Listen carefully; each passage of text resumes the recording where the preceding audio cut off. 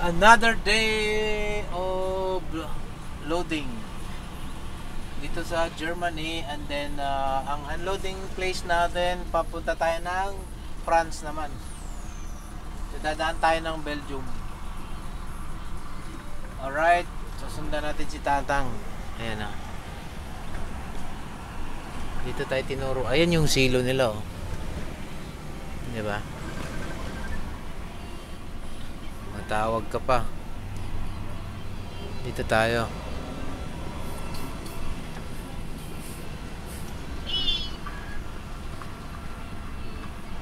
Ano? Anong ginawa nila? Bumili ka? Pera ka? Wala na akong pera. Cash yung pera ko, euro. Ay, di pwede yun, P. Para saan yung 5? Nakaganyan ka? Para sa kusina. Dito ang kailangan. Na lang ang meron. Ang sikip ng loading nila. Oh.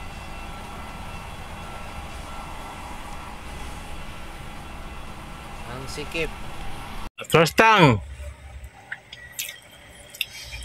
Yung Tatang umatras. Grabe dambuhala yung ano niya. Napakalaking silo naman yan.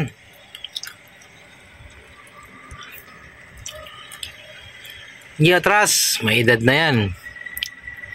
Mga 60 years old na siguro yan. Okay. Atras pa. Dito kasi walang edad-edad eh. Basta kaya mo pang magmaneho, tanggap ka dito. Oo. Yay. Yakang-yaka basta malakas pang umapak sa gasolinador at brake. Oh, gasolinador at saka brake lang naman yan eh. Abante pag di kaya. Oh. Walang edad-edad. Sa Pilipinas, 50 ka na, wala na. Alanganin na. Dito sa Europe, ala, sige, kahit 80. Basta kaya pa. Pwede. Yan, after nating mag-loading, malapit na tayo dito sa may border ng Germany, Belgium. Lapit lang, Belgium na kaagad. Tapos Germany nang kasunod. Ayan o. Parking tayo dito.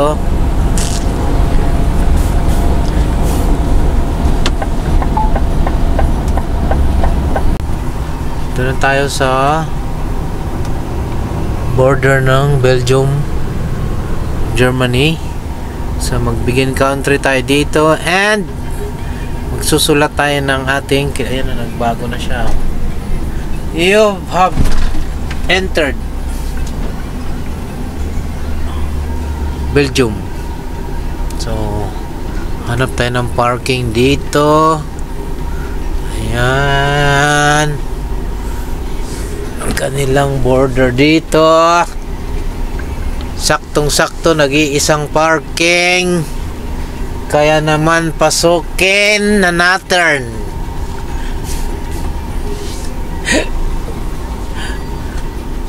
Ayan, o diba? Saktong-sakto. So mag-begin country tayo dito.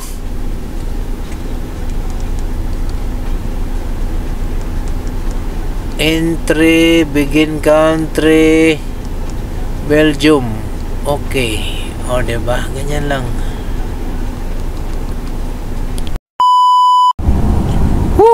Problem. Basta may road close, pahihirapan ka talaga. Yan, dinala ka na naman ako dito.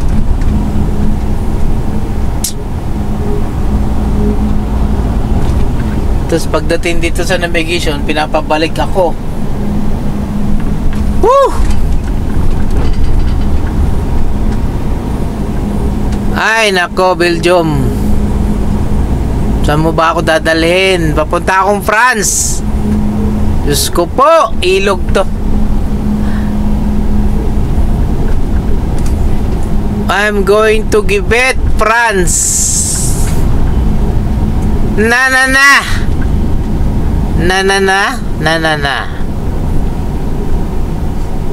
Mahala na, saan to makarating? Na, anong lugar na to? Dagat na to. Wala, bro. Sarado talaga, tama yung nakita mo kagabi. Sarado yung Road 97. Dito ako pinadaan, no? Maliit na bayan ng Namur. Walang hiya. Woo! Daanan ko. Naku, Diyos ko po. Tama ba to? Oh my God! Givet, France. Bahala na. Ganda naman dito. Sa tabing ilog ako. Ilog ba to o dagat ba to? Maintindihan. Rock formation, oh. Ganda, oh. Woo! Hindi ko alam kung tama yung dinadaanan ko. Ang hirap naman itong hanapin tong ano na to. Woo! Yan, finally dito na tayo sa ano, France. Kaso hindi tayo umabot sa unloading time, hanggang alas 3 lang sila. So bukas na to. Kaya naman mag-ikot-ikot muna tayo dito.